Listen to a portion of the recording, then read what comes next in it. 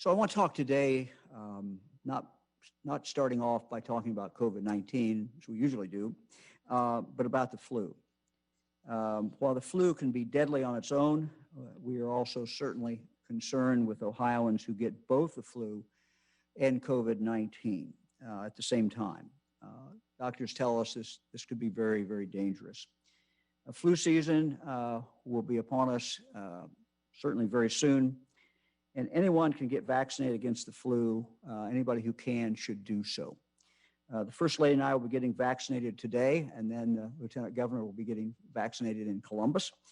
We certainly encourage everyone who can to get vaccinated as soon as possible. The Centers for Disease Control and Prevention advises that anyone who can and is 6 months or older get vaccinated against the flu. This includes pregnant women whose vaccinations can protect their babies in the time after birth.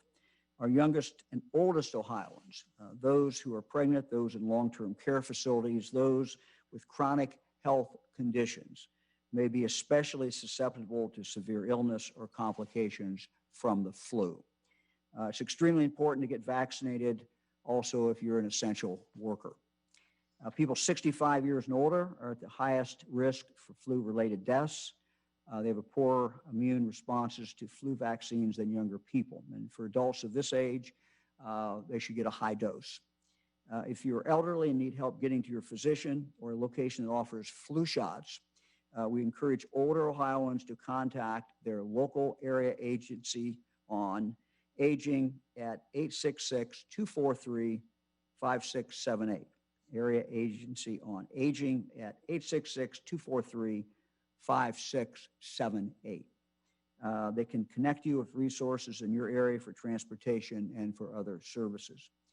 Children younger than 5, and especially those younger than 2, are at a high risk of developing serious flu-related complications.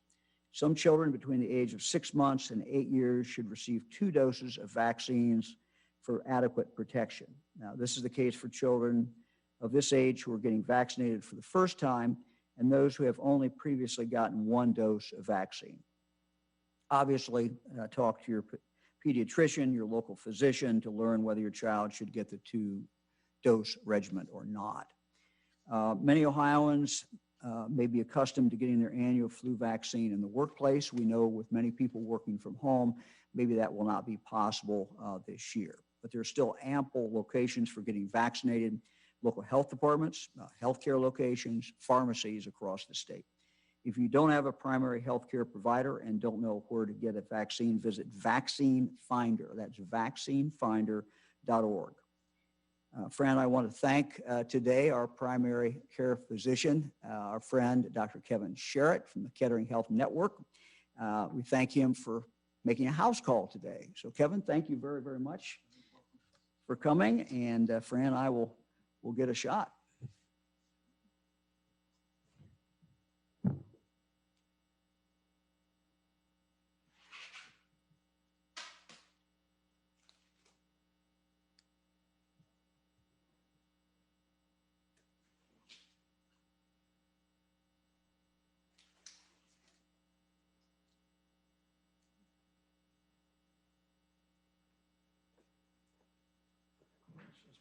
Right up here. All right. Okay. All right. Where you want it? You're the doctor. Yeah. Where do you say? There we go. Hold that. Yep, we're good right there. Just Got let it? your arm relax. All right. There we go.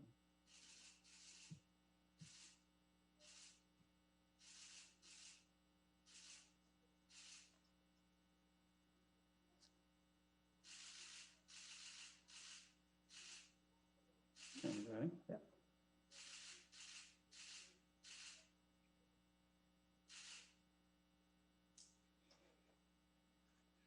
Put a Band-Aid on here so we have a problem with your white shirt.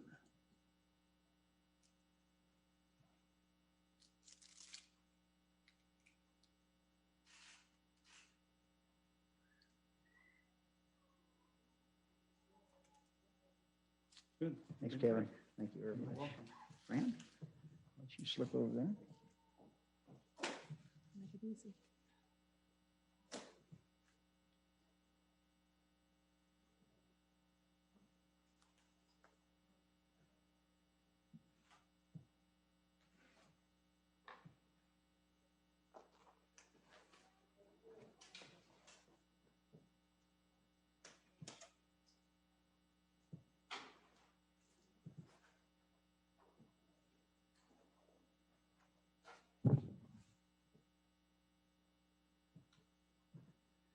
Fran, you came better prepared. Yes, she did. No adjustment there.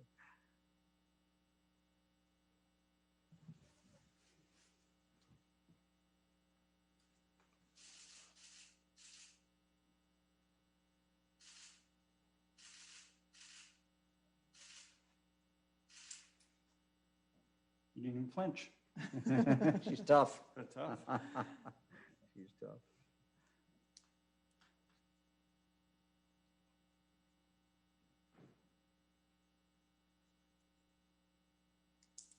There you go. All right, Dr. Sherritt, thank you You're very, welcome. very much. And we'll now go to Columbus for John Houston. John? Hi, Governor. We're going to get going here. Catherine Joseph is the nurse and runs the immunization program manager here at Columbus Public Health. So she's going to give me a shot. It's also worth noting that, while it's important that we get the flu shot so we don't get the flu, we're also trying to free up that supply chain for when, hopefully, the vaccine is available for the coronavirus. So it's really important that we do that so that the refrigeration is available, so that people like Catherine, who provide the immunizations or vaccinations, I should say, are there and ready to and able to help us.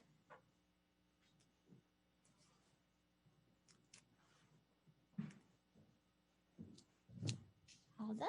All right. Thank you, Governor. We're ready to go. All right. Thank you very much.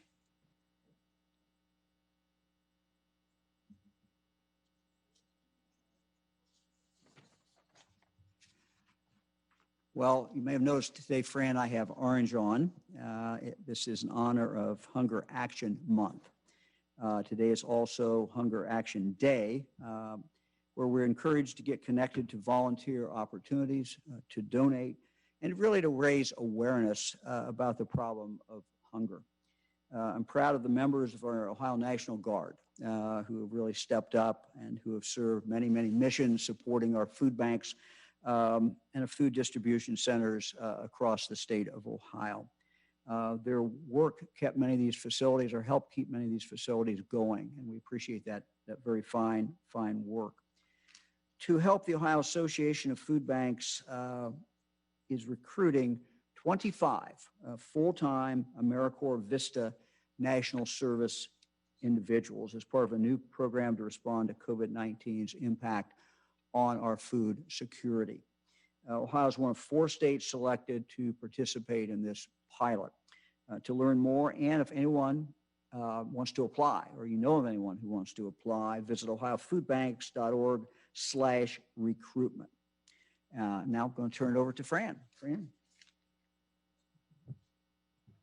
And so I'm happy to be helping on this Hunger Action Day because it's so important. Nutrition plays such a big part in our lives, in our old people and especially in our children.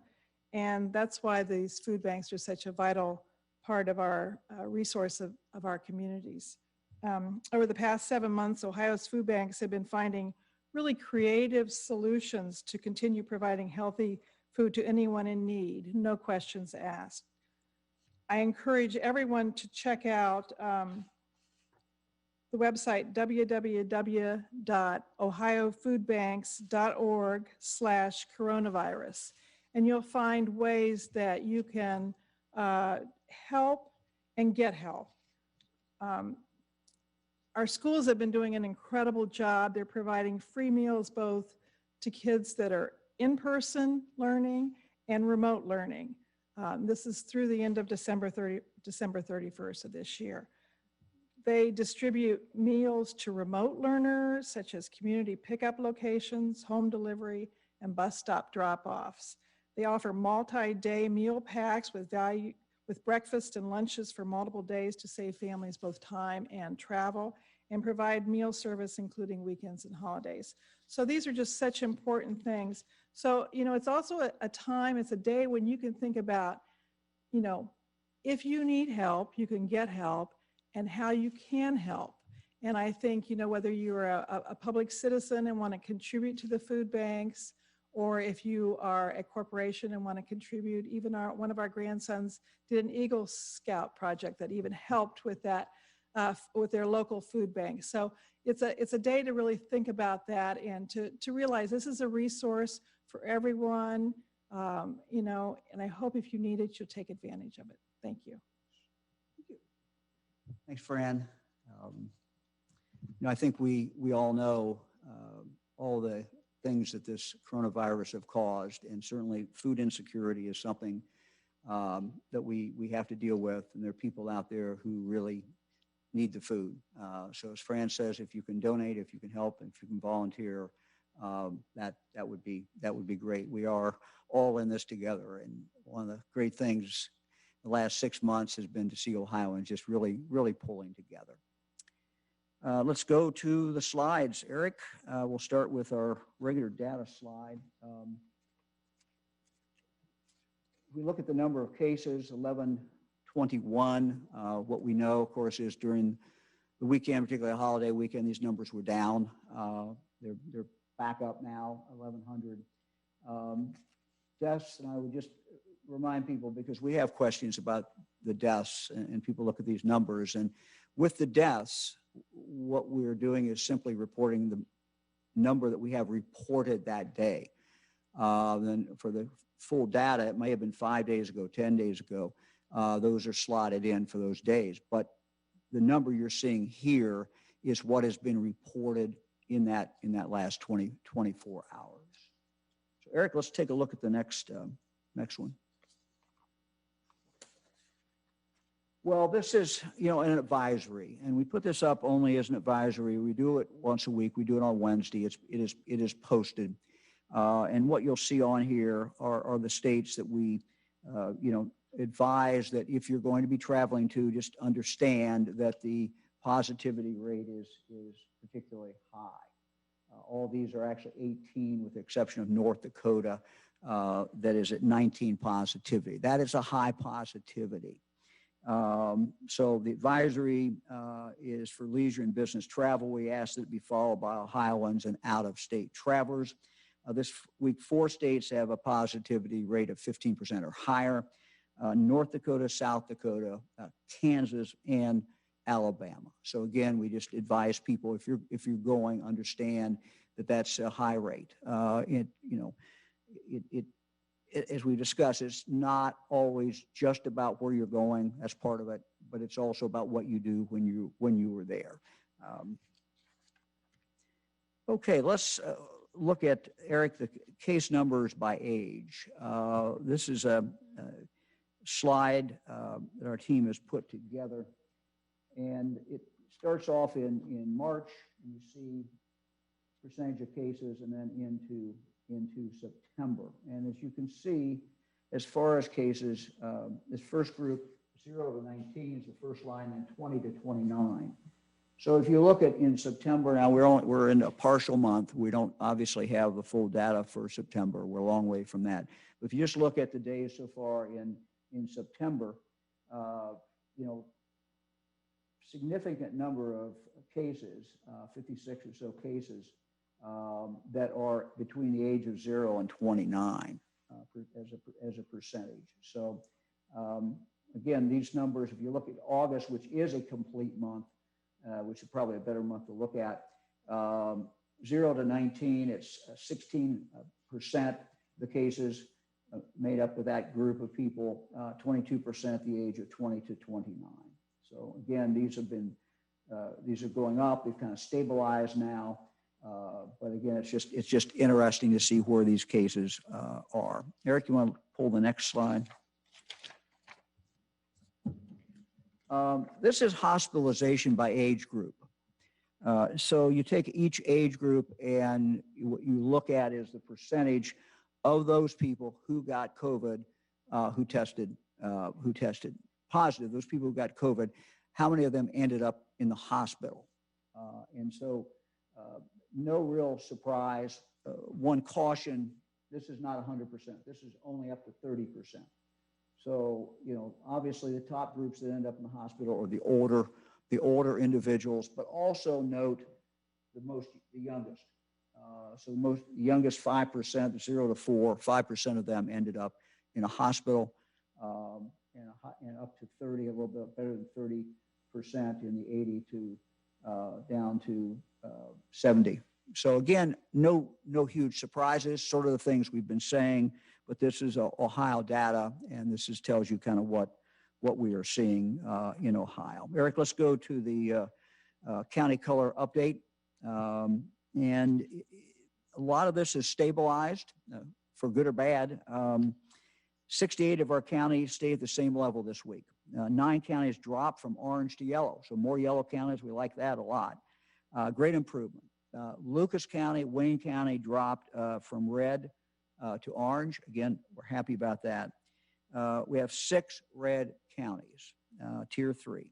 That's down from 7 last week. This week's red counties: Butler, Mercer, Montgomery, Preble, Putnam, and Summit County. 2 of these 6 counties, Mercer and Preble, only meet the CDC's threshold for high incidence, but because they were already there, they stay there.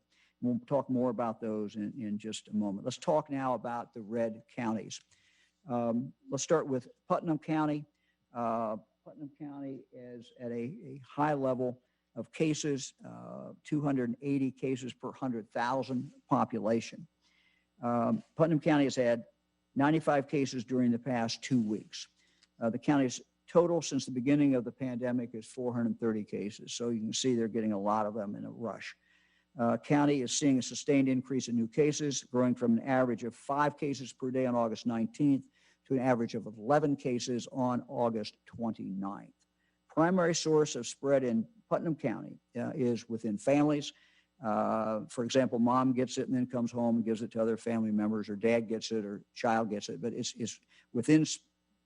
in families, basically spread within the community. Let's go down to Butler County. Butler County's numbers certainly are still being influenced by what's going on at Miami University. Between September 2nd between September 2nd and 8th, there were 545 student positive cases. The previous week, there were 495 cases. These numbers are certainly impacting the county's sustained increase in new cases. In addition to the Miami University student cases, there are small outbreaks at workplaces and long-term care facilities. Let's go up northwest Ohio to Mercer County. Mercer County continues as red because they meet the CDC's threshold for high incidence. Their number is 206 cases per 100,000. Their per case number sadly increased this past week from 179 last week to 206 this week. So we'd seen it coming down for Mercer County for a couple of weeks. Now we're seeing it starting to go back up, still at a very high level. Mercer County continues to see spread throughout the community. They've had outbreaks in workplaces, they've had long-term care facilities, and they've got just pretty much spread throughout the county. Montgomery County, one of our more urban counties. While during the total 2-week reporting period, Montgomery County had a sustained increase in new cases, the county is seeing a decline in cases during the most recent week of reporting. Remember, we look at 2 weeks always. So the last week has been better. We're seeing a lowering of cases coming out of the University of Dayton. During the past 3 days, they only had 31 cases. They have a total of 962 total recovered cases, so 962 recovered. UD has shifted their classes to remote through September 14th to slow the spread. In addition to the University of Dayton student cases, there continues to be small workplace spread and long-term care facility outbreaks as well. Over west there to Preble County, their case number is 105. So if they can get below 105 for a 2-week period, we hope that next week they will drop below the red. Preble County's cases have decreased during the past 3 weeks from an average of 146 cases to 122. The county is ending the past 2 weeks an average of 105 cases. If the county continues on this trajectory, it should drop from red to orange next week. So again, most important part, they're moving in the right direction, and we hope that Preble can get that below 100 and move off the red. Summit County, seeing a sustained increase, sadly, in emergency department visits for COVID-like illness. That is an early warning sign. On August 20th, the county had an average of 5 visits per day to the emergency department. That number increased to an average of 9 visits per day by August 27th. The county also seeing a sustained increase in hospitalizations. Admission numbers have increased from 2 admissions on August 22nd to 7 on August 29th. Outbreaks have been associated with workplaces and a fraternal club. I want to take a minute and talk about the fraternal club outbreak. We're certainly not going to identify it, but like many of the clubs that are found throughout our state, nonprofit, has a restaurant, has a bar. In this case, 2 people visited the club while they were contagious. Since then, employees, other members, and family members got the virus. No indication, obviously, that these people who came knew that they were contagious. People don't, most of the time, know that. At least a lot of the time, they don't know that. So again, 2 people came, they visited, and then we saw other members and family members get the virus. A total of 12 people tested positive. Only one of the people was with symptoms. The cases range in age from 29 to 81, and 4 people have been hospitalized, 2 are seriously ill. Look, we don't share these stories to make people feel bad. This is just a horrible, horrible situation. I don't think anyone wanted to make anyone sick. None of us want to make anyone sick, but the story just illustrates how this can happen in what would appear to be a very benign, friendly situation. So we just ask people to wear masks, keep the social distance, and do all the things that everyone talks about in the health community. Let's go, Eric, to our top 10 counties. Again, what this represents, and this is the top 10. You can see on our webpage the top 88, but we'll stay, Eric, just with the top 10. These are counties that, no matter what their color, meet the CDC's threshold of what they call high incidence, which means over 100 cases per 100,000 over a 2-week period of time. A county is flagged as high incidence when it has more than 100 cases per 100,000 residents over the past 2 weeks. CDC uses this as a definition of high incidence. Why do we worry about these counties? Well, it means that cases are rising steadily in a county. Even if that county doesn't meet one of our other indicators, they have a significant number of cases.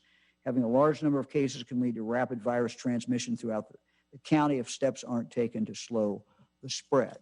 4 counties moved to a high incidence list this week, and I want to talk briefly about them. First is Clark County, Springfield area. Wittenberg University, located in Springfield, is certainly contributing to the increased number of cases. And again, we see this throughout the state with colleges as students are coming back. University is reporting on its dashboard, so anybody can go look at that. The cases have increased to more than 70 this week. These cases are being associated with out-of-class social gatherings. And again, that's a common theme as we've seen in our schools. To help combat the spread, the university announced on September 9th, the classes will be remote for 2 weeks. After several weeks of being below the high incident threshold, Hamilton County is back on the list, barely, but they are back, 103 cases per 100,000. The county has seen small outbreaks in high school, college, and workplace settings, along with other sources of community spread.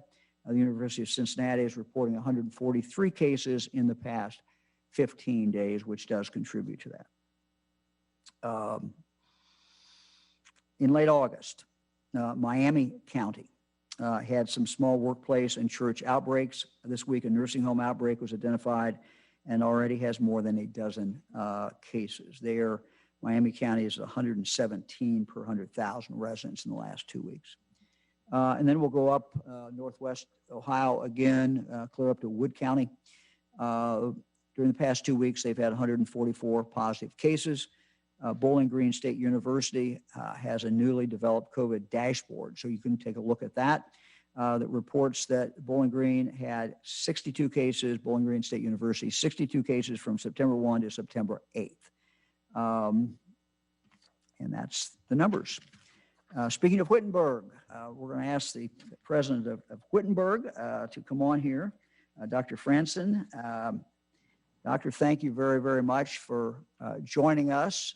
You have a beautiful, lovely campus and with great students and faculty. And we want to just kind of find out how things are going for you and what you're seeing and how you're dealing with everything. Sure. Thank you very much, Governor, for giving me a chance to share our story. As the Governor indicated, our dashboard is available at our website, wittenberg.edu/together is where our COVID information is. And together is really the description of how we've approached this as a community, how we plan to bring students back to campus, and the fact that we've just had great cooperation in Springfield from the Clark County Combined Health District and Mercy Hospital both. We saw our case numbers increase from 2, one of which was resolved last Monday, to 22. And we're doing our own contact tracing. We're finding that because of our tight-knit community, our staff who are doing the contact tracing can quickly make connections and get students to talk to them because they're comfortable and familiar. And we have a daily meeting with our Combined Health District and the physicians that have been advising us.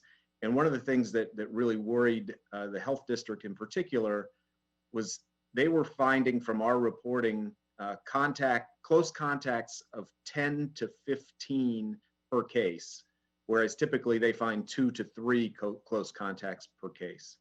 So, concerned about that. We had been doing symptomatic testing, and we're only able to start doing any asymptomatic testing middle of last week with Mercy. And to get a handle on how our community was really doing, we wanted to pause the in-person instruction and have an opportunity to test a larger swath of our community so we could really get a better picture. And fortunately, with help from the local health district, your office, Governor, we had a testing event on campus yesterday, and hopefully by the end of the week, we're going to have a better sense of where we really are. Well, it's interesting, Mr. President, that you're doing your own tracing. That sounds like it's working pretty well. And also interesting, I wonder if you could talk a little bit more about the contacts, because and maybe explain how that tracing is done so that anybody who's watching this doesn't maybe understand the contacts. But, it is interesting. It's a pretty high number of contacts per student. So if you can kind of run through that a little bit. Sure. So our contact tracing is being done by our staff. Our athletic trainers in particular have really stepped up to be involved in that. Their workload's a little quieter right now because we don't have intercollegiate athletics going on, and we have a lot of athletes who they know. And so we've activated them, gotten them trained to do that contact tracing, and they're very busy. And what we're finding with the contacts they're reaching out to, again, it's social circles, as the governor said. It's not spread that's happening in the classroom. It's not spread that's happening in the dining hall. It's really the residence units and social gatherings that are driving our challenges. We have about 60 houses adjacent to campus that anywhere from 3 to 5 students live in. And so we're fortunate in that, we aren't seeing spread in our dormitories. We're seeing the spread in those residential housing units, neighbors to neighbors. block to block, but not so much in our residence halls. So, we've been able to quarantine people on a smaller scale than we might if it were in our dorms. And what's the plans going forward, Doctor? You've kind of paused. You're going remote at this point, I think you said. Right. So we're in a 2-week pause with in-person instruction. We asked students to stay on campus, as advised by your office and Dr. Fauci. I wish I could say all of them did. Some of them went home, but the majority of them are here with us. We're continuing to offer support services to students. We've got great support from the local health district in terms of taking care of our cases, and we're up to 76 active cases as of today, taking care of those students who are in quarantine, making sure they get meals, making sure we're checking up on them. And, again, the test results from this broader testing are really going to help us see if the work we were doing had captured the majority of activity on our campus, then great. But if the tests show that even with those efforts, we were missing a lot of what was going on campus, we'll have to rethink just how long we pause the in-person instruction. We had one of your students on a Skype yesterday, Chancellor Gardner and I did, and we had students from actually all over the state. And one of the students made a kind of interesting point. The student said, what's important is that there still be stuff to do on campus, because if the university is not sponsoring things to do on campus that is in fact safe, the student's perspective was people will go off and do their own thing. So that's you got a tough balance there. You want to keep the social distancing, keep people wearing masks, but it was interesting. I hadn't really thought about that, and I don't know if you have any reaction to that or not, but I found it to be an interesting comment. Yep, and we recognize that from last spring, that engagement was going to be really important. And last spring, as we went to all remote instruction, staying engaged with our students virtually and otherwise, keeping faculty and staff engaged. And as we brought students back to campus this fall, having opportunities for them to engage that were structured and safe was really important to us. And, we've had a couple of cornhole tournaments, which are, a good way to get people together, but keep them distanced. We've had some car races. We brought in a company that did car races on the main quad on our campus. And we've tried to do what we can to create structured activities, safe activities. We also have had a bunch of pick up and take home craft projects that seem to be a hit with students. And we've just this week had a pick up and take home cooking project. Our students who are in those houses have their own kitchens. And so, we're doing what we can. We can't do that 24/7. We have to rely on the students to mask up. What we say at Wittenberg is stay a tiger apart. Tiger's a little bit bigger than 6 feet, so we ask him to stay a tiger apart, and practice good hygiene and really limit gatherings. And what we're hearing from the health district is the distancing and masking and duration of whatever contact they have are just so important. And I think we're going to redouble the efforts to make sure students understand that. I think they've learned a lot about how important that is just from our experience over the last 10 days. Dr. Francis, thank you, and good luck to you and students at Wittenberg and the faculty and all your team. And I've said this before, but when you see a university or college that is reporting cases, it really means that they're doing something right. They're on it. They're trying to do the tracing. They're doing the testing, and they're doing what they need to do. And the same is true. I had the opportunity to talk to the superintendent in Lima yesterday, and K through 12. And, it's just good to talk to some of the superintendents because, they're on it. And, as Dr. Francis said, what I think we're finding both in K through 12 and in our colleges is that the classroom while there certainly can always be spread, we're not saying there can't be, but that's usually a pretty safe place. And what we're seeing is either spread out into the community, or in the case with college students, them doing something, that's it's not in the dorm, it's not in the class, but so those are things that we have to be concerned about. Again, Doctor, thank you. We appreciate it. Thank you, very much. Governor. Appreciate your leadership on this. Appreciate Chancellor Gardner's support for all of the higher ed institutions in the state. We appreciate it. Thanks, Doctor. This morning, I was reading Cleveland.com and came across a story which made me feel really good, and I want to kind of share it. It goes back to something that we started when I was Attorney General in 2011. When we learned that there were thousands of old, forgotten rape kits gathering dust. These kits, spanning from 1971 to 2014, had never been tested for whatever reason for DNA. That today, with what we can do today, is just unacceptable. I asked law enforcement agencies to send old kits into BCI, the State Crime Lab, which is a division of the Attorney General's office. We received over 14,000 previously untested kits. We tested each and every one of them, each kit representing a sexual assault survivor. Majority of the kits, or at least a good number of the kits, the most number, were from Cleveland. Yesterday, Cuyahoga County Prosecuting Attorney Michael O'Malley announced that his office has now indicted more than 800 people through the work of their sexual assault kit task force, which was initially formed in 2013 by then Prosecutor Tim McGinty. So we want to thank Prosecutor O'Malley, Prosecutor McGinty, and their team, the men and women of their team who have worked so very, very hard, as well as the people from BCI who have been involved in this. This is truly an amazing, amazing feat. Ohio really leads the nation in this, and something that we all should be very, very proud of.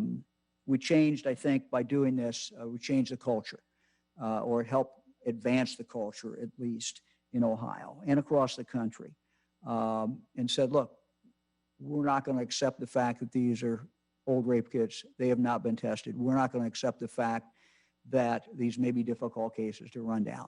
And so great work, BCI, great work, our current Attorney General, Dave Yost. This has just been a real team effort. And it's something that Ohioans, I think, can be very, very proud of. And if anyone has ever talked to any of the victims, as I have, and when they tell you how important it was to get some resolution, that justice be done, it makes you feel good. And so my message is to all Ohioans, you should be proud of this, but to the team members, you're out there. Some of you are still doing this. Thank you. You don't get your name in the paper, but thank you for doing this. And I'm very, very grateful, and I know all Ohioans are. Let me go to an announcement today. We've been, as you know, looking for a new health director. And have been in the process of doing this for some time, someone to replace Dr. Acton. And today I'm announcing that Dr. Joan Duvey has agreed to serve as the director of the Ohio Department of Health. For our media, it's D-U-W-V-E, Dr. Joan Duvey. She is, I'm happy to say, a native Ohioan. She's a medical doctor. She has extensive experience in public health. She's been working for South Carolina Governor Henry McMaster as the Director of Public Health at their Department of Health and Environmental Council. Prior to that, she served Indiana Governors Mitch Daniels, Mike Pence, and Eric Holcomb as a Chief Medical Officer with the Indiana Department of Health and as the Medical Director for the Department's Division of Public Health and Preparedness. Dr. Duvey is a graduate of North Olmsted High School and of The Ohio State University. She won to receive a Master's of Public Health from the University of Michigan and her medical doctor degree from Johns Hopkins. Her leadership spans government and academic service. She was also an Associate Dean of Practice for the Indiana University Richard Fairbanks School of Public Health and developed and directed the Extension for Community Healthcare Outcomes Center, which trains rural providers to treat patients with complex needs and conditions. Dr. Duvey shares my passion for a lot of different things. When I looked through her resume, I just said, wow, that's spot on, spot on. These are very important things. Children's issues, many other pressing public health issues, substance use treatment and prevention. She's worked in that field, lead paint awareness and remediation, suicide prevention, smoking cessation, injury prevention.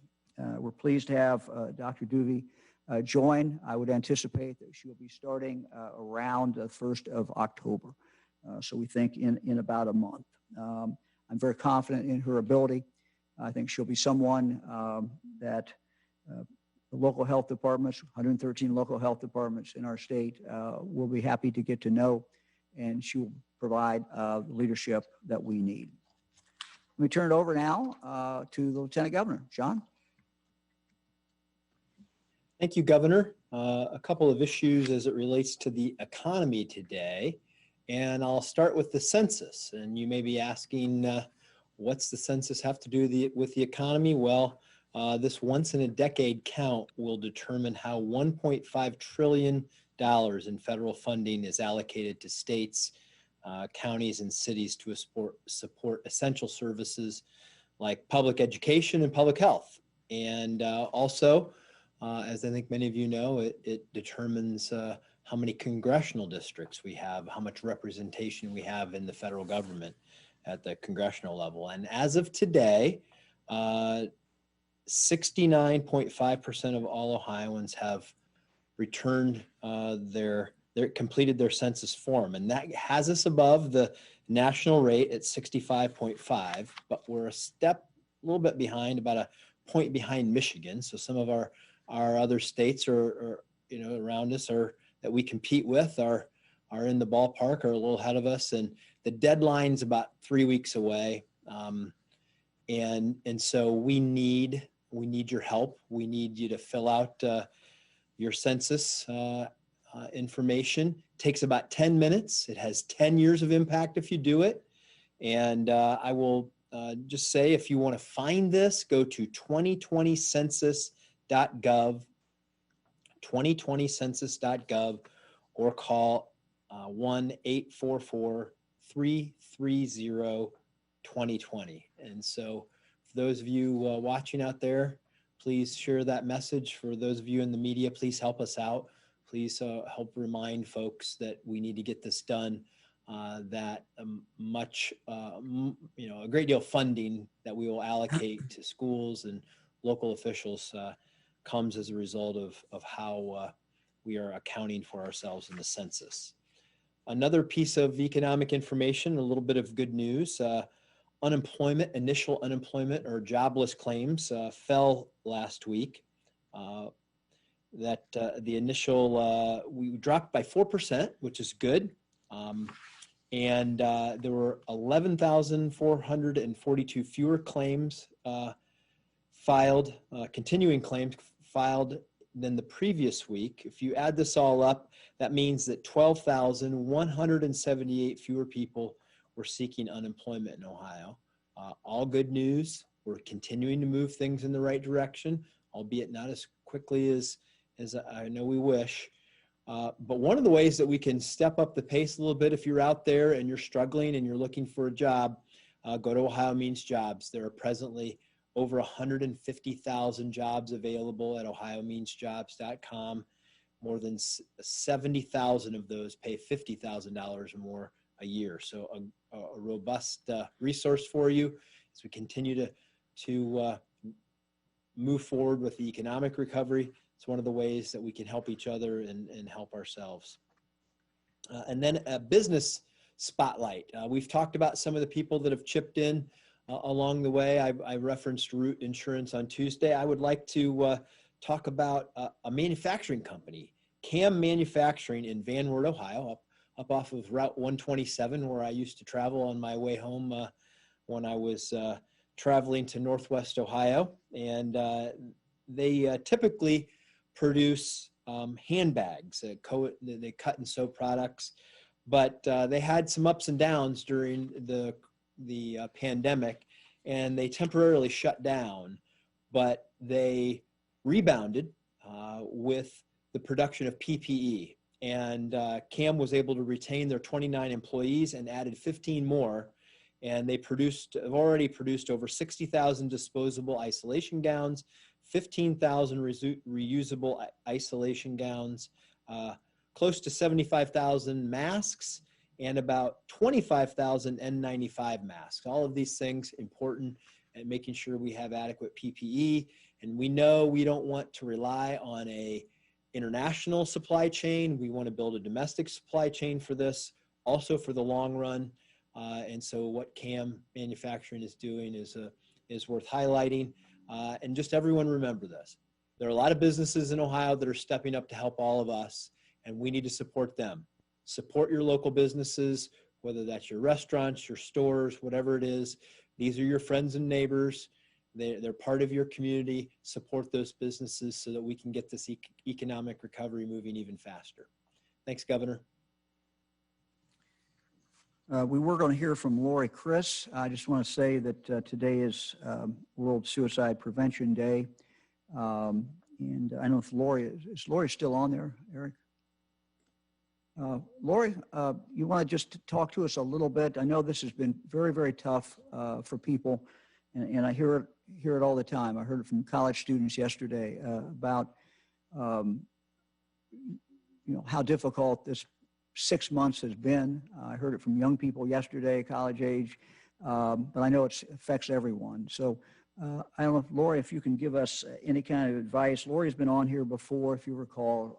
She is a member of our cabinet, the Ohio Department of Mental Health and Addiction Services Director, Lori Chris. Lori? Good afternoon, Governor. Thanks for giving us a chance to talk about mental health again today. And it is World Suicide Prevention Day today, so it's an important day for us to think about not just our mental wellness, but what actions we can take as Ohioans to prevent suicide. So just quickly, these are really stressful times, and people are definitely feeling it. And the message we want people to know is it is okay to not feel okay, but you also don't have to feel alone. I know you talked the other day about some things that all of us can do to check in on each other, whether that's a phone call or a text or meeting at a restaurant or a coffee shop for a socially distanced meal together, a handwritten card. Those are things all of us can be doing to take care of ourselves. But it's also important that each of us know and understand the risk factors and the signs of suicide. So on this World Suicide Prevention Day, really want to highlight that. If you have a loved one, a friend who is talking about feeling hopeless or like they're a burden to others or they really don't have a reason to live, that's something to pay close attention to. If you see them using drugs or alcohol and taking real risks and having risky behaviors like driving in risky ways or drinking to intoxication, those are things that acting recklessly.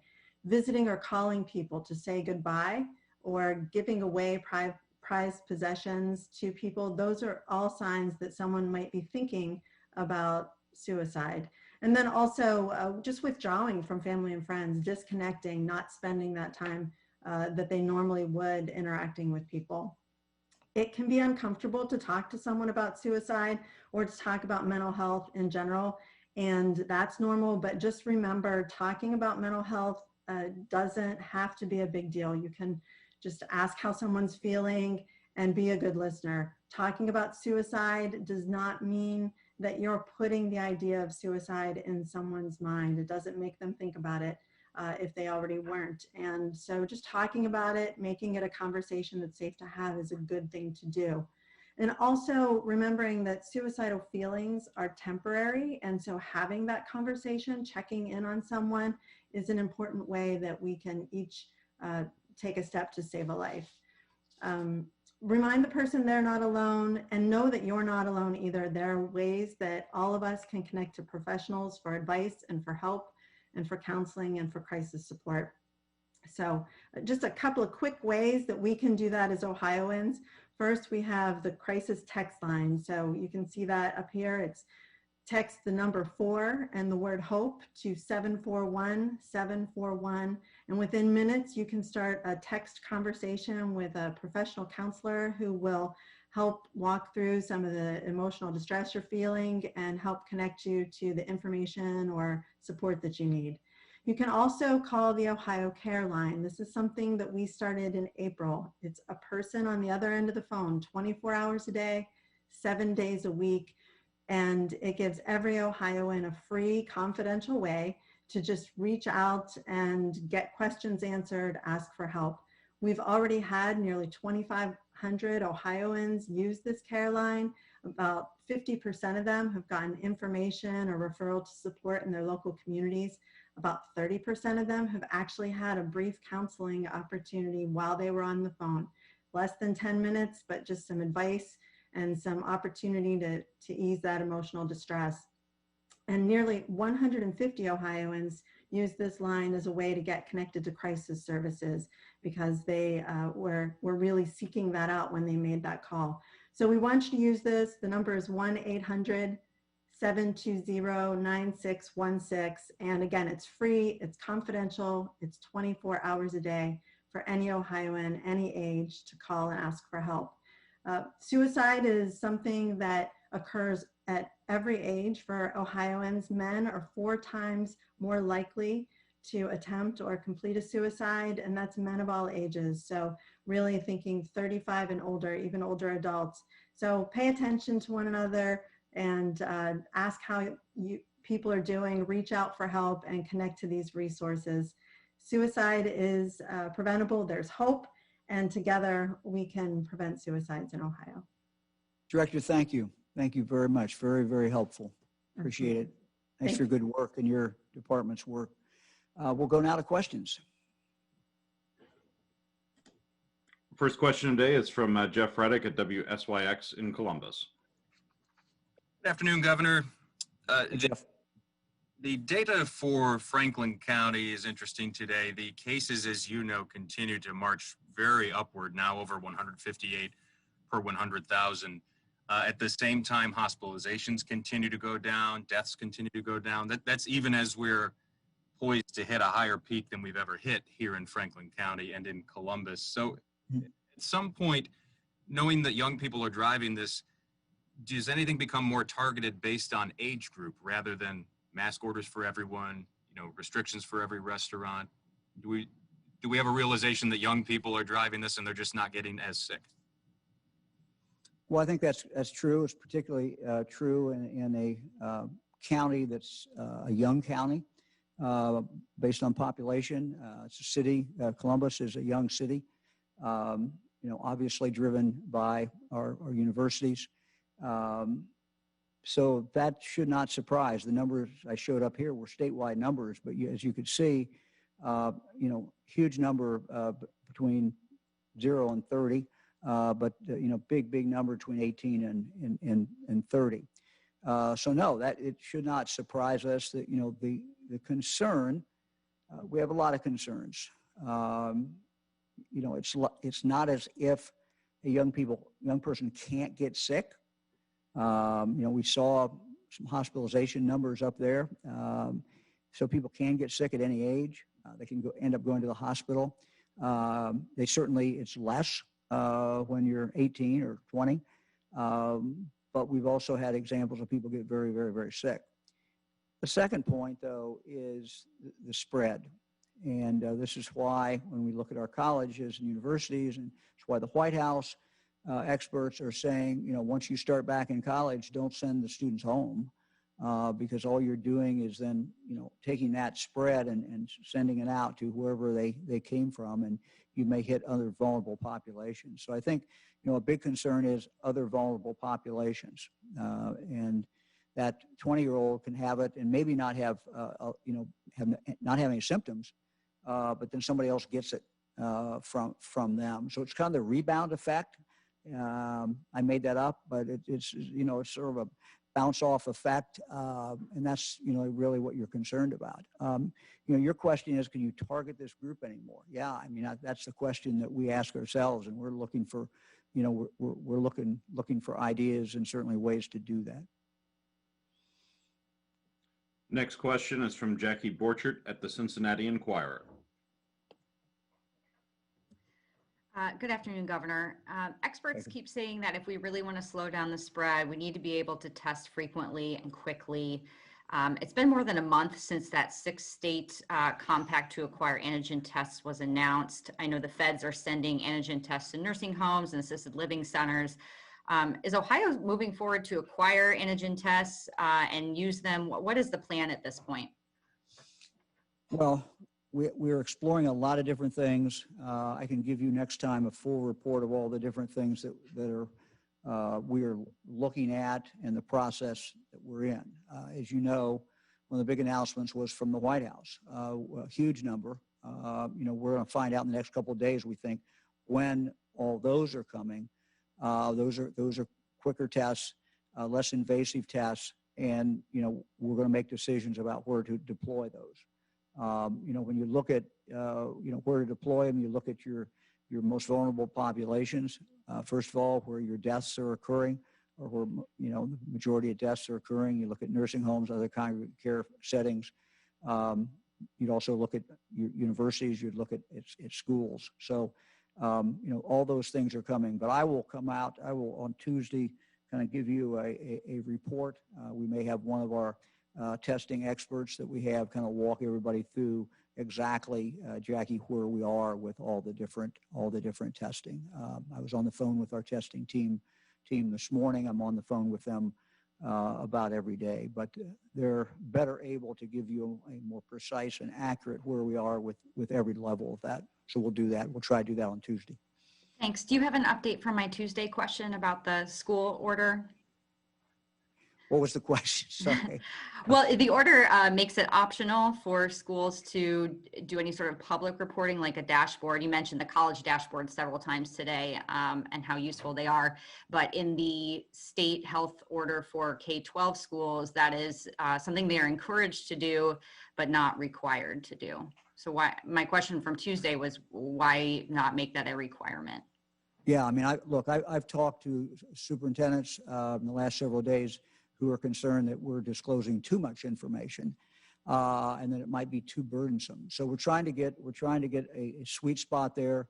I think it's great when schools set up a place where anybody can go at any time and look and see what exactly is going on in that school. But we're trying to get this right.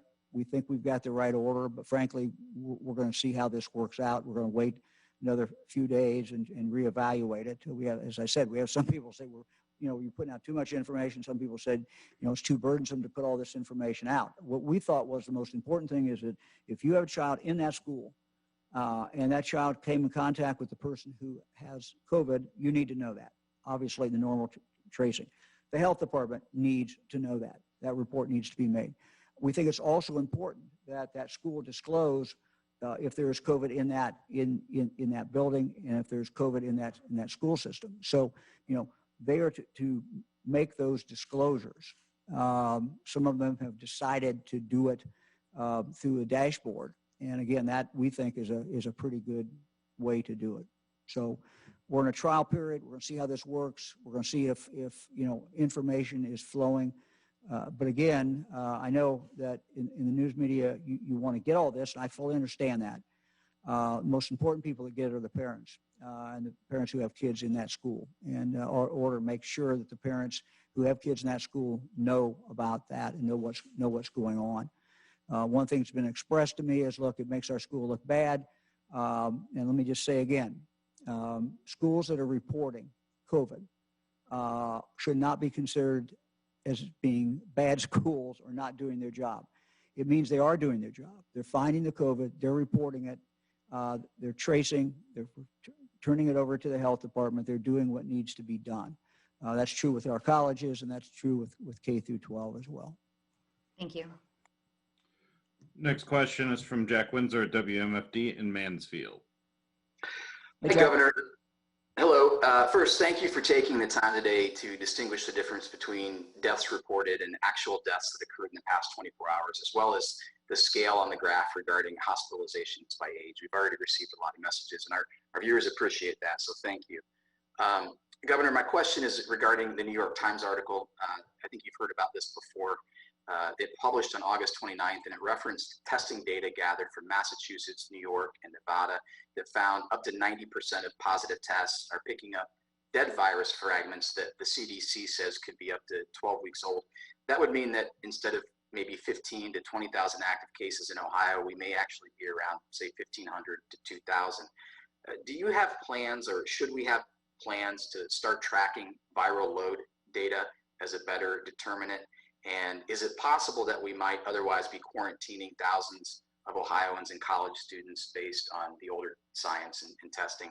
And then a follow-up, where are we with the antibody testing study Dr. Acton promised back in April?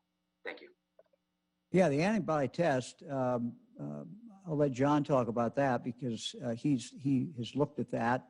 We got preliminary results back. We've not gotten final results back yet. So when we get the final, we will certainly release those. Jack, interesting question. I don't know about the New York Times story and those states, but you know, if you had perfectly precise measurement, you might be able to, and again, I'll leave it up to the doctors, but you would have a better idea of exactly when someone is contagious. You know, the PCR, and I think I said this on Tuesday, the PCR test is very accurate, but, you know, it may be still picking up the viral, you know, well after that person is contagious. And so as we get more tests and we get the better ability to do that, you know, what everyone would love to have is knowing exactly when that person is contagious. And if there's a way to know when exactly they're no longer contagious, and that way you could confine them or separate them from people only during that period of time. But I've asked my team, and we can talk about it on Tuesday. I've asked my team to come up with, you know, exactly where the state of the art is in trying to get that viral load. Next question is from Max Philby at the Columbus Dispatch. Hey, Governor. Given that the symptoms of the flu and COVID-19 can sometimes be pretty similar, I suppose if more people get the flu vaccine this year, will that in any way help us avoid some of the lockdowns that we had to go through earlier this year, you think? Well, I think that's it's a good point. I mean, it's going to enable, you know, again, I'm not the doctor, but you know, we know a couple things, or I've been told a couple of things. One, you don't want to have the flu and COVID. I mean, you don't want to have either one, but you certainly do not want to have them, excuse me, both at the same time. And the other thing is we know that what these shots do that Fran and I just got and John got, you know, you may still get it, but you don't get it with as bad as symptoms. So the other thing that's going on, and we don't know how it's going to play out, but it's, you know, it's something to wonder about, is there have been some countries in the Southern Hemisphere that have not had as bad a flu season. And that is attributed, at least in the articles I read, to people wearing masks. Because the good news is, and we actually, Dr. Acton and I started talking about this early on, 6 months ago, but the good news is what you do to protect yourself from flu is very similar to what you would do to protect yourself with COVID. So it's not a new message, it's not a new drill, you know, and so, you know, what happened, they think, in the Southern Hemisphere is it was a much milder flu season because people were wearing masks and were doing all the things, the washing of the hands, et cetera. So it's a positive thing to get the flu shot, you know, and I think there's a number of reasons why.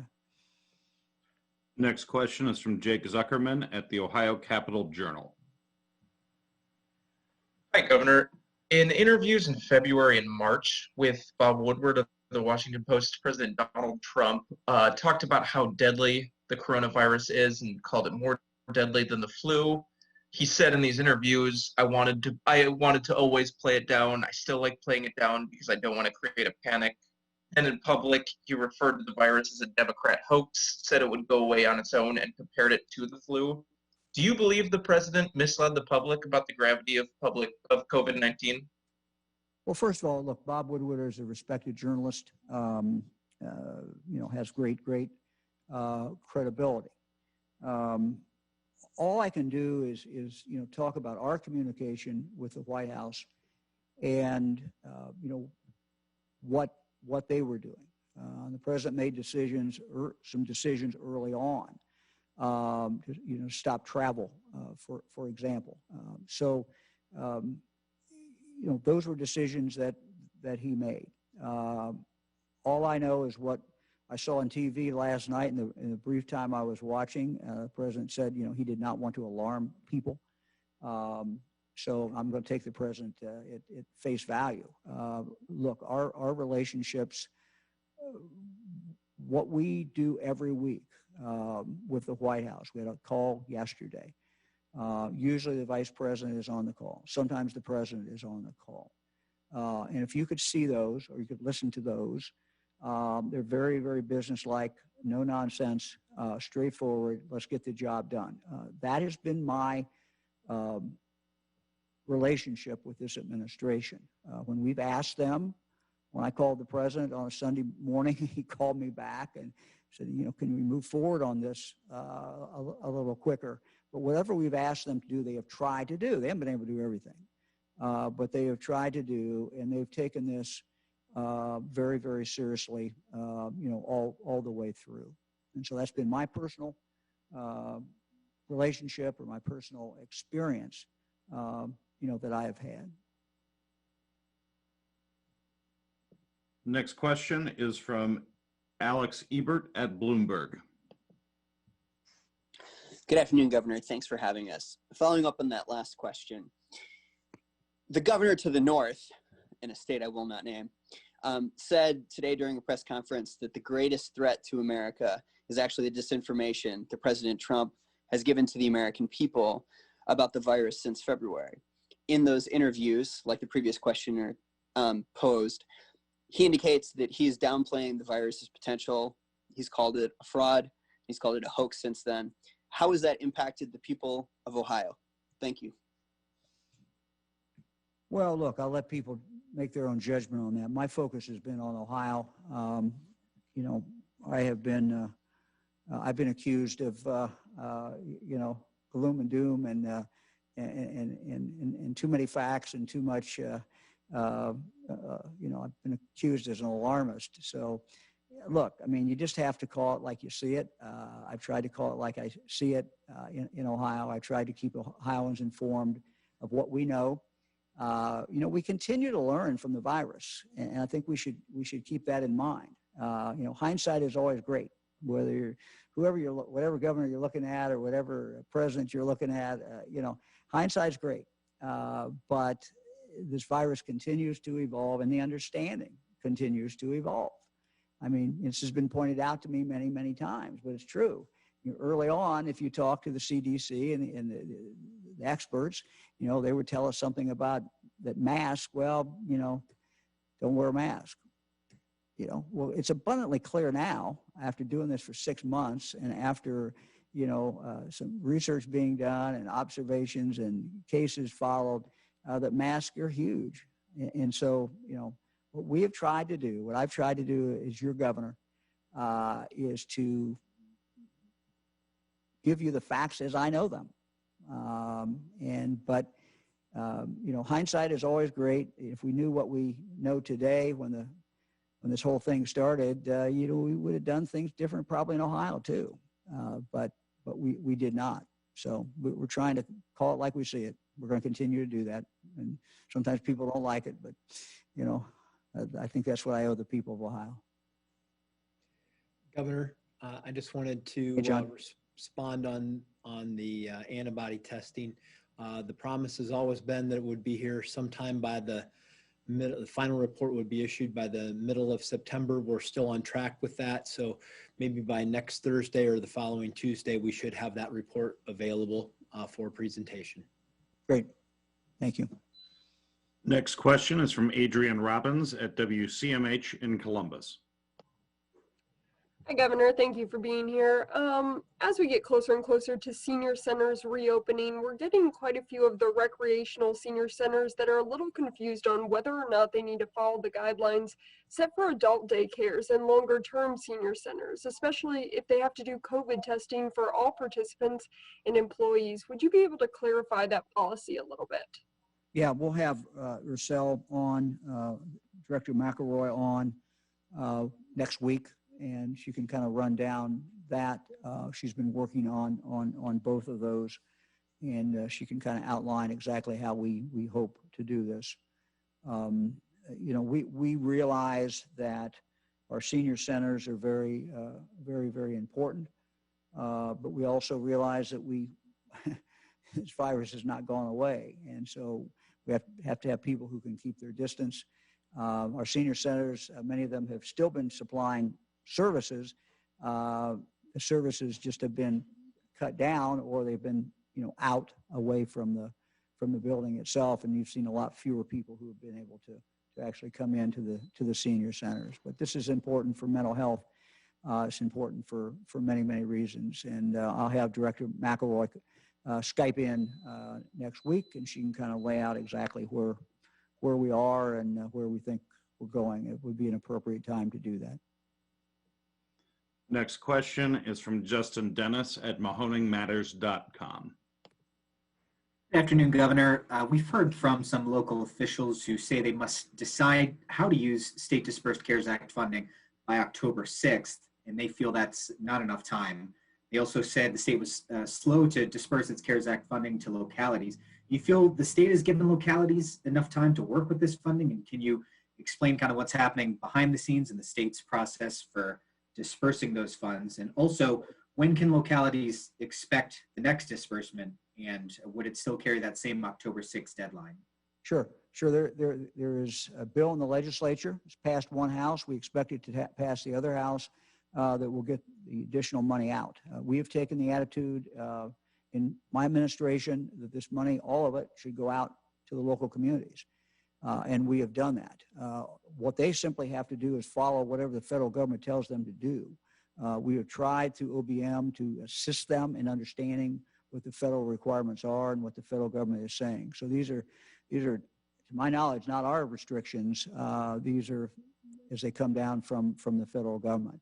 You know, one of the messages that when we've talked to Senator Portman, Senator Brown, or members of the House, is we've always asked for more flexibility, and we've asked for more flexibility for the local communities to be able to, you know, make their determination about how this money should be spent. So I don't know, John, do you have anything to add on that? I know you've worked on that as well as I have.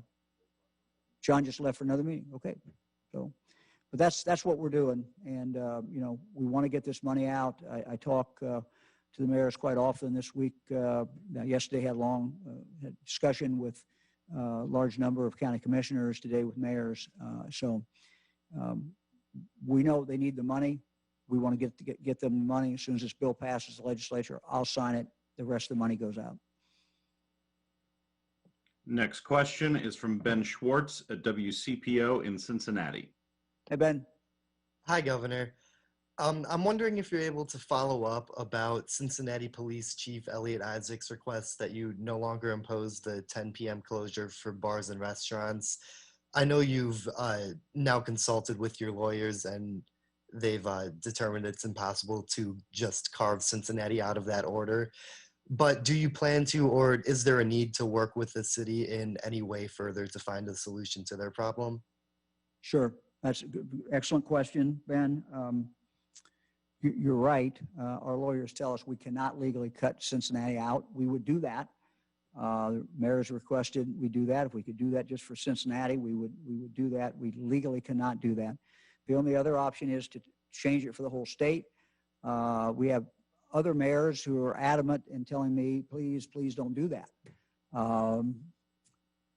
So Akron, Dayton, Columbus. We're not going to do that.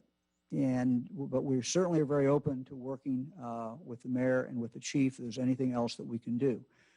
One thing the legislature can do is to pass our bill that goes after violent repeat offenders, goes after people who have no business having a gun, who have no legal right to have a gun. These are people who've been convicted of felonies and violent offenses before. They have no right to have a gun. We have a strong federal law in this area. We have a fairly weak Ohio law. We need to get the Ohio law up to where the federal law is. Now, the U.S. attorney will take some of these cases.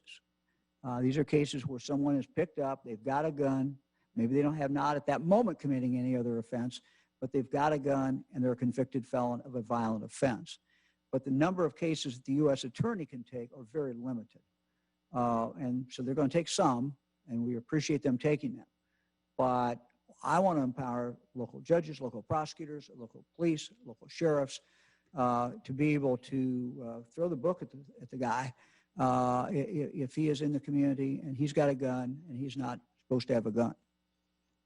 What you find, and these tragedies continue day after day, and every week I read some of the ones that have occurred to everyone because it just is so maddening. And you see little children who are shot. Almost inevitably, the people who pulled the trigger did not have the right to have a gun. We could have picked them up before.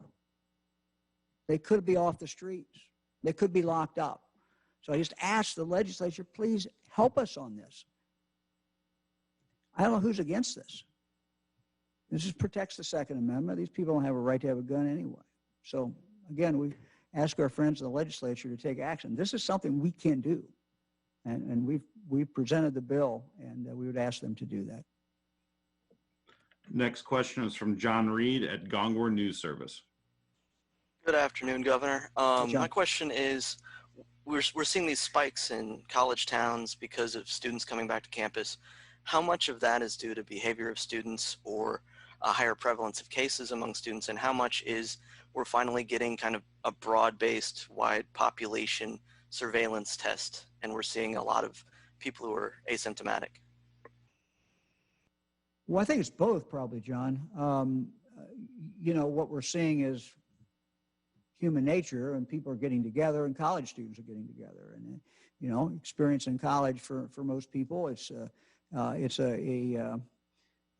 get together and have a good time and, socialize. But, we know that if people don't do that carefully, that causes a significant spread. So you have, 10,000, 15,000 sometimes students coming into a community that were not there a month ago. And in some cases, they're in a fairly concentrated area and they're intermixing with each other. So, it should not surprise any of us that this happens. And the burden that college presidents carry and that universities carry is to try to convince students, look, the only way you're going to have a year on campus, 9 months on campus, is if everyone, tries to do what we need to do. Wear a mask when you're out in public, keep the distance. You're also right, I think, that the schools that you're seeing the high numbers are schools that took it upon themselves and said, hey, we got to go test. If Ohio State or University of Dayton or if Miami or Wittenberg, these are 4 schools that we just talked about recently, if they weren't testing, you probably wouldn't know much, we wouldn't know that there are that many cases because, that age group, many of them have no symptoms. So I think you're right on both counts. Next question is from Danny Eldridge at Hannah News Service. Hello, Governor. So my question is, what are your thoughts on the prospect of Ohio State suing the Big Ten over the football season being canceled? As Attorney General Yost has. Yeah, I mean, look, I don't know. This is going to be up to the Big Ten when they vote. I talked to Gene Smith, athletic director, this morning about it. He gave me a little update. I know Ohio State wants to play. I know the president wants to play. And I think they make a good argument. And the argument is that because they have the capability of testing very frequently, and not just their football players, but all the athletes. And they're testing quite extensively on campus too, with everybody. But they're testing even more with athletes because they have that ability. They can know what's going on because there's a real incentive for athletes who want a season, who want to play, and to avoid doing stupid things, as we all do, and not wearing a mask and socializing at a close proximity to each other with a lot of different people. But there's a real incentive for them not to do that, to be careful. So I think that, you could look at these students, these student athletes, as being as safe as anybody on campus, or maybe more so. I think there's a pretty good argument that, it makes sense to try to have that season. Next question is from Andy Chow at Ohio Public Radio and Television. Hi, Governor. I wanted to talk more about the appointment of Dr. Duvey. I was wondering, what kind of expectations are you going to have for her when she first starts? What things do you think might improve with a permanent director? And are you at all worried about any sort of pushback from the Senate when it comes to approving the appointment? Well, all good questions. What are my expectations? High. She's a hard charger, and we're in the middle of a pandemic, so I'd love to have her in here right away, but she's got to give notice, and she's got to wrap up what she's doing, and that's only fair to South Carolina. I think, look, Lance Himes as acting director has done a very, very, very good job. I think it's always better to have a permanent director. It's, I think, particularly good with this director, with her deep knowledge of public health, her many, many years of experience in public health. And, she is on just, the calls I'm on every week with the vice president and the White House team. She's listening to those calls too in South Carolina. So, I mean, she's been doing, she's been immersed in this battle, just like we have been immersed in this battle. As far as a confirmation, look, I will leave that up to the Senate. I talked to the Senate President this morning, Larry Obhoff. I talked to the Speaker, Bob Cupp, and just to inform them of what our choice is. Look, she's worked for 4 administrations in Indiana, 3 in Indiana, 1 in South Carolina. So I think she's a known quantity, and I think she'll be confirmed, and I know she'll do a good job. Governor, the next question is the last question today, and it belongs to Jim Oddie from WHIO in Dayton. Governor, briefly, I wanted to have you address some of the frustrations that are bouncing around the legislature among your friends, especially those who are most conservative, their constituents who say now that you continue to move the goalpost, since we're talking about college football, move the goalpost further and further down the road. They want to know, when are you going to remove the remaining restrictions here? Is this tied to some kind of a positivity rate, a number of cases, new cases per capita in a certain time frame here? What are your goals at this point, and when would they likely see some of the remaining restrictions come off? Well, Jim, look, that's a good question. I'm asked that question a lot, not just by legislators. When I've done a number of TV interviews, as you know, over the last few days, one-on-one with anchors and veteran reporters like you, and the question came up almost every time. When are you going to take the mask order off? This is the question we're getting in the newsroom. Many times the anchor would say to me. So I know that that's on people's minds. This is a fight we're in.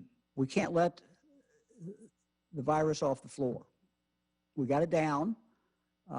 It's still killing people, tragically, killing people every day. Still people are getting sick every day. But we've been able to at least keep it smoldering and not flaring up. If we took off, for example, mask orders tomorrow, it'll flare up just like that.